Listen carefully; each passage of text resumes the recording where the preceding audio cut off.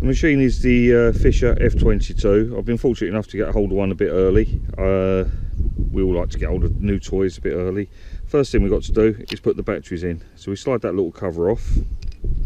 I'll just put that in my pocket, open that and pull out little battery holder. Now this machine only takes 2 AA batteries, and it specifies in the handbook that you should only use alkaline batteries. So I've got alkaline batteries. It says don't use the heavy duty ones, so I haven't got heavy duty ones, just ordinary alkalis. That's in the pod. The 2 contacts go at the top, that slides in, push it down into place. There's a nice snug fit at the end. It's already turned itself on. Take the battery cover, slide that into place. That's it, we're done. Now down the side here you've got programs. If you go through mode, it tells you what the programs are. Now, having read the book, I quite like the idea of the artifact program, because basically it gives you an open screen, there's no discrimination, you're just relying on the sounds the machine makes as to whether it's iron or whether it's not iron. Now, me doing garden sheds for a living, I've brought out a handful of nails with me. So I'm going to put the nails down here on the floor, get the shovel out of the way, and you can hear, or hopefully you can hear, it's grunting. Now it's making a few beeps as well, but then there's multiple signals there. So let's be a little bit fair to the machine. Let's turn them all into one big signal. There you go. You can hear that that's going a nice little grunt. Now, a nice little tip with Fishers. I heard this on YouTube the other day. If you're going over it and the signal's doing that, where it's not completely iron, it's not completely a good signal, what the guy said was get the machine and do that over the signal.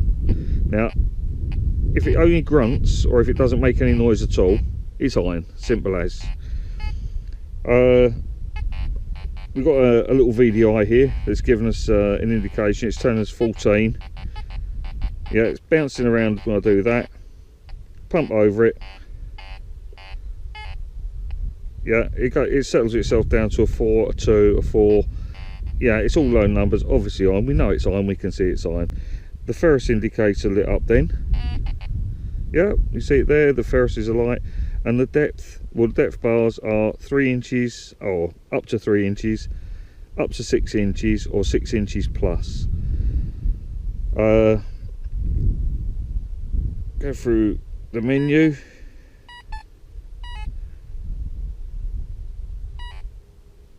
Right, so I'm on the volume. Now, the way the volume works on this is quite interesting. I've got to get through to the volume again. There we go. Right, so we've got the volume on 1, which basically means that it's the quietest setting. It's how to explain this. It works in 2 ways. The first 10 numbers are how loud the machine's going to be for iron and for ferrous and non-ferrous signals. The next 10, so from 11 up to 20, denotes how loud the non-ferrous is up against the ferrous. So if we go back into it, it goes back down. So on 1, it's as quiet as it gets. We go up to 10, that's as loud as it gets. Yeah, but we can't hear the iron, not at all. If we go up to 20, we can hear the iron grunt. I'm going to separate this out onto 1 now. Right, so we've got the iron grunt. If we wind it down to 15, you hear the iron is only about half as loud as the good signal. I brought a silver penny out with me, so there's a silver penny, nice and loud, but the iron it's nice and soft. Or if you prefer, turn it up. Now we've got the iron being as loud as the silver penny is. Now one lovely test on machines, is always lovely, is let's see how it gets on if we get hold of the silver penny and we put a nail next to it. Is it going to pick out the silver penny? So yeah, straight across. Well, that's pretty impressive for a low-end machine. That is pretty impressive. Let's put them nails a bit closer, see what it does on that. It's messing about. Yeah, it's not having it that close together, but then it's not a top-end machine, so you wouldn't expect it to. If we put the penny on top of the nail, well, I'll be a penny on top of the nail. In one direction it will get it, in the other direction it won't. Put it next to the nail, it's got that good and solid. It messes about a bit there. I think that's absolutely remarkable for a machine at this price point. We like that. We like that a lot. Now I'm going to pick these bits and pieces up. Now I haven't messed about with sensitivity yet, don't know what it's set at. So menu, opens us back up in volume, press it again, takes us to sensitivity. Sensitivity goes on a 0 to 10.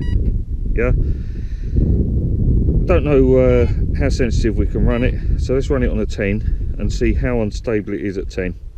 I'm going to go for a wander now. Yeah, where's my shovel? So I've done virtually no setup on this at all. It's come straight out of the box. I've messed about with the volume. Hopefully I've explained to you how the volume works. If you don't understand it, read the manual. It really does explain it easily. I've messed about with the sensitivity. I've got no discrimination on it. I've got no notch on it. Fully open. I'm just letting the tones do the work for me. So I'll just go wander and see how we get on.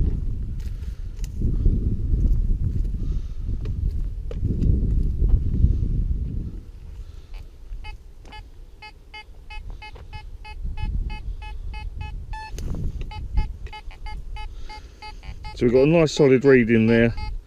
It's given us mid-30s. All we can do is dig it and see what happens. The ground's hard. Do like a nice bit of hard ground. Pinpoint. So press the pinpoint. We're in pinpoint mode.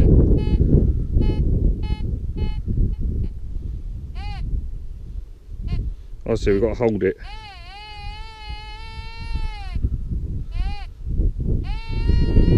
So that's telling me there. I'll go from the other side. So obviously the pinpoint is pinpointing to around about that there on the coil.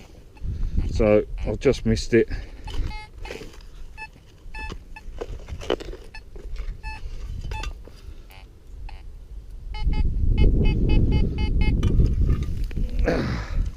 Oh.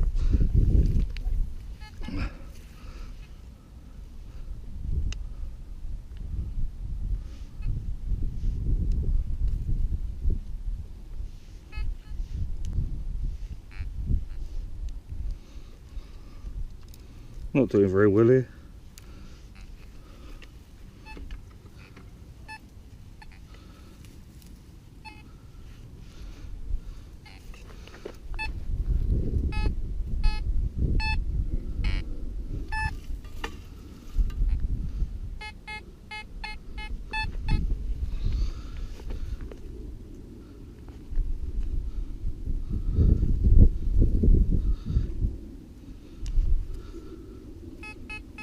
Right, I finally found it.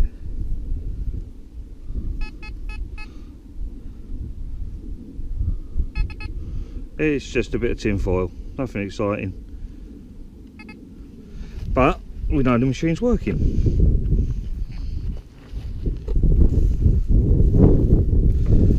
Quite like this coil. It's a nice shape, gets in and out of the in and out of the crop quite nicely. It's a very, very light machine.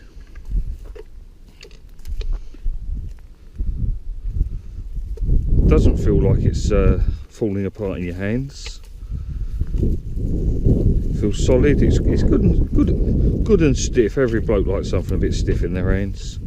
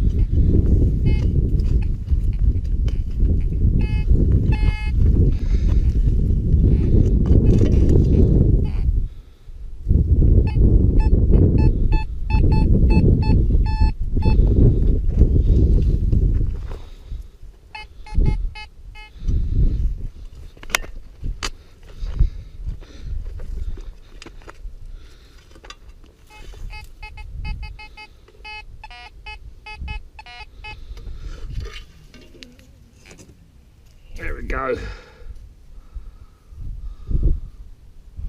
It's a coin.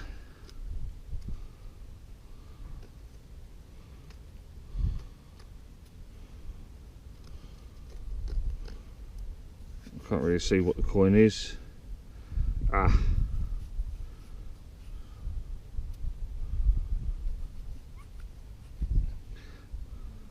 Ah, it's a French one. You can just see there, Poleon 123. It's a French one, Napoleonic era. It's kind of apt. A lot of these coins came over here during the Waterloo thingy. Battle of Waterloo, and Napoleon was trying to take over the whole of France, all that sort of behaviour.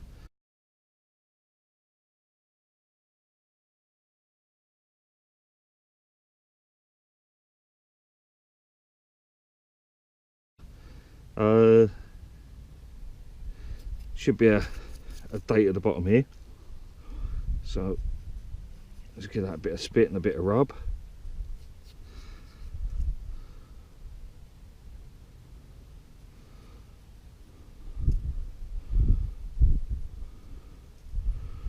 So that's giving me no date that I can read. We'll clean that up at home. It's a nice French coin, nice bit of history there. Coming up for 200 years old. Not bad for third signal with the F22.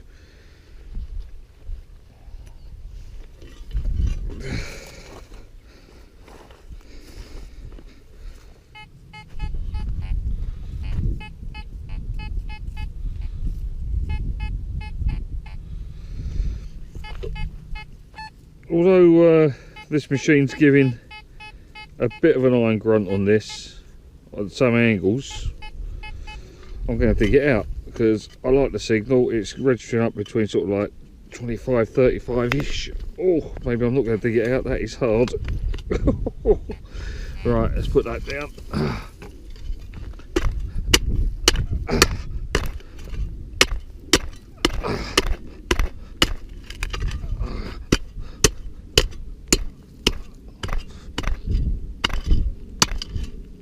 Oh. Yeah.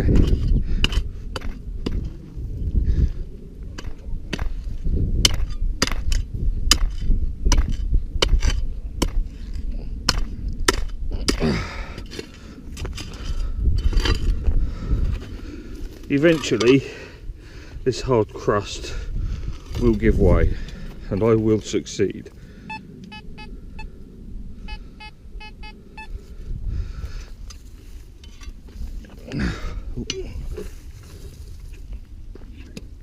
Don't want that falling in the way of the shovel.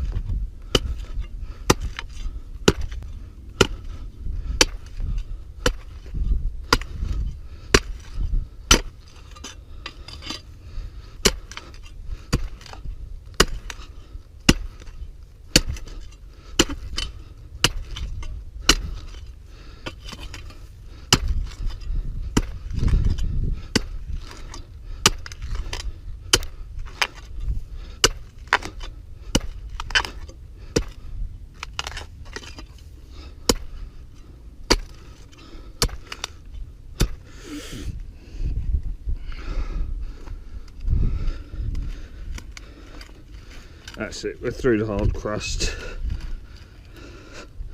Now, it should get a bit easier.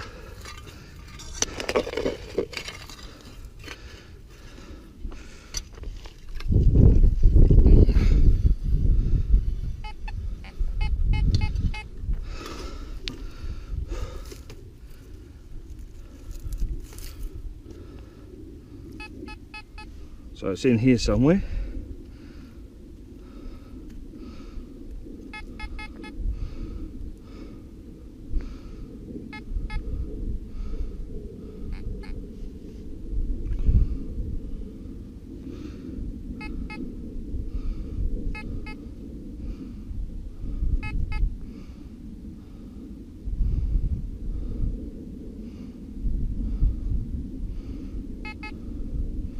And we have a little piece of lead, 2 or 3 inches down, but it could have been anything. Turns out it's lead.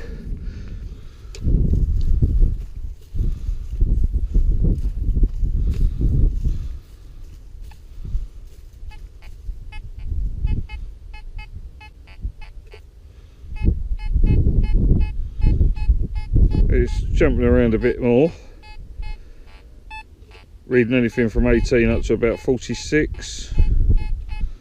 Go from this angle. Yeah, anything from God knows what to God knows what, really. So, I've got a nice little crack there, so let's see if we can get into that.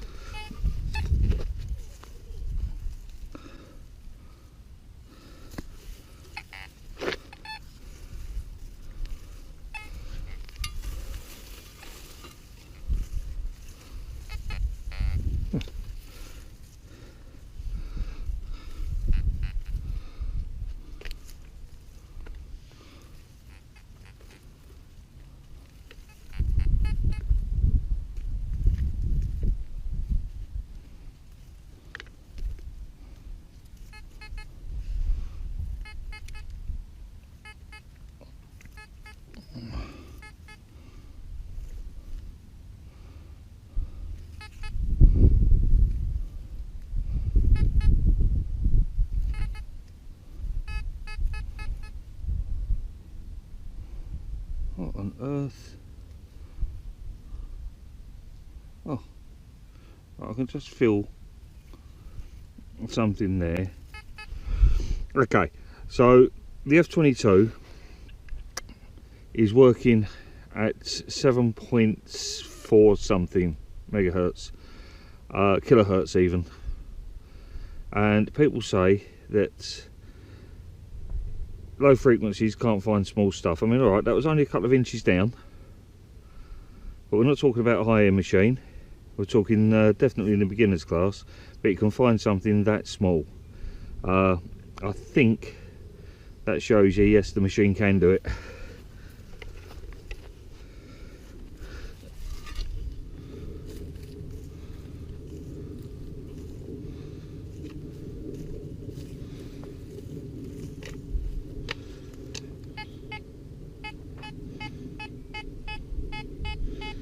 Now that's given me a nice solid reading, 35s, 38s, 37s, so it's all in the mid 30s. And one thing I am liking about this machine is this coil. The F22 has got the 9-inch elliptical. The F44 has got the bigger one.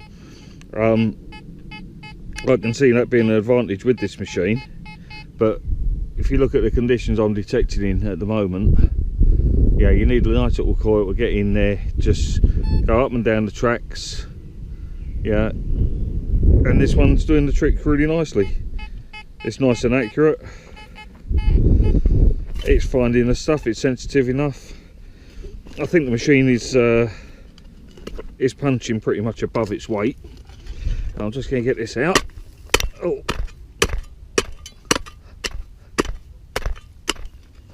I think with any machine, what you have to look at isn't just what the machine can do, but it's what it can do at the price point.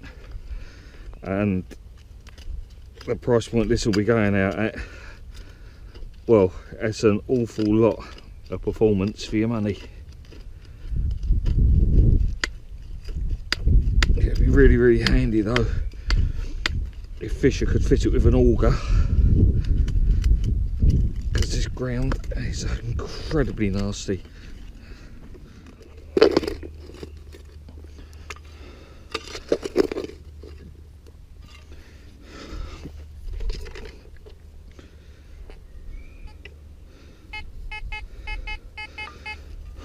Oh, there we go. All that effort, and it's one of the nice shiny Georgian buttons, sort of late 18th century tombac, made out of a special alloy of shiny to make it look like it's a lot more expensive than it was, because they wouldn't do that sort of thing nowadays.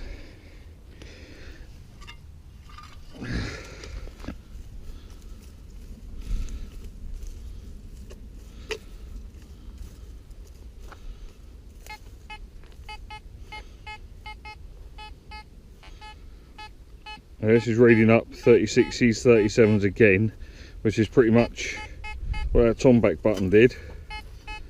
It's centering really nicely. Now if you look at the coil, yeah, that's where it's centering. So we've got a little line across there. We go this way with it.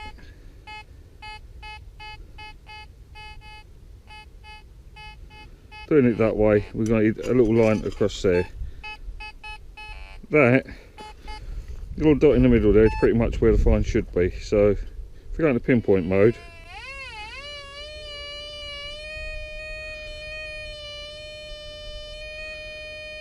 yeah, it's showing it in the centre of the coil. So in both directions that's showing it as accurate. Well, it's showing it, the finder's being there. Now we'll find out how accurate it is.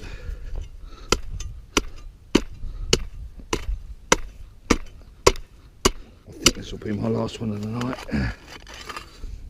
It's starting to get a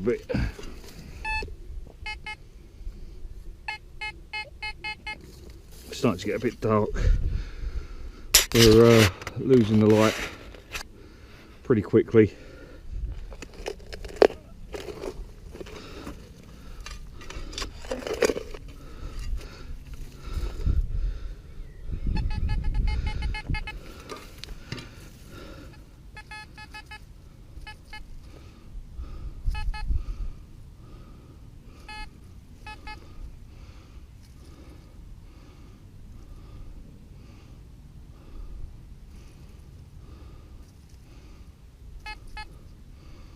Oh, bit around this, and it is another button,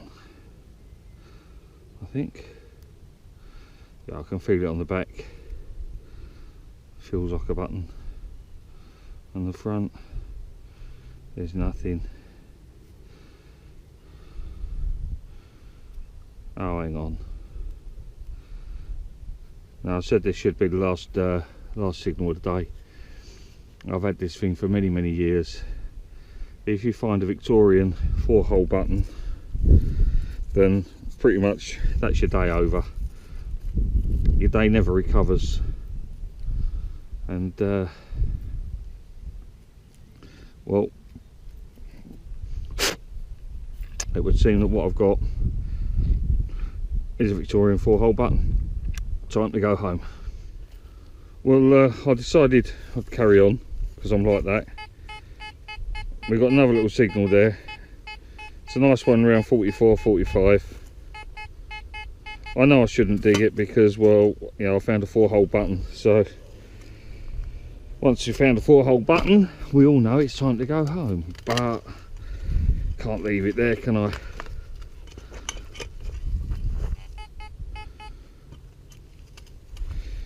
So I can use the cracks in the ground. Just try and break my way in.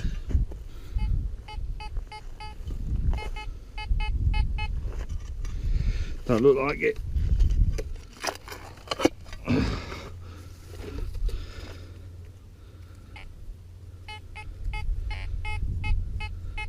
Seems it's out.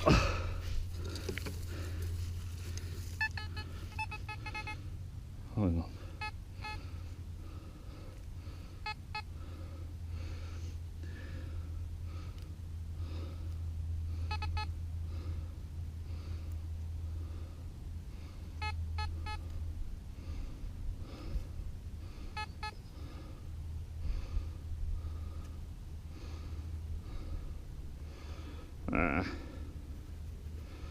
This sort of thing we fire around here all the time.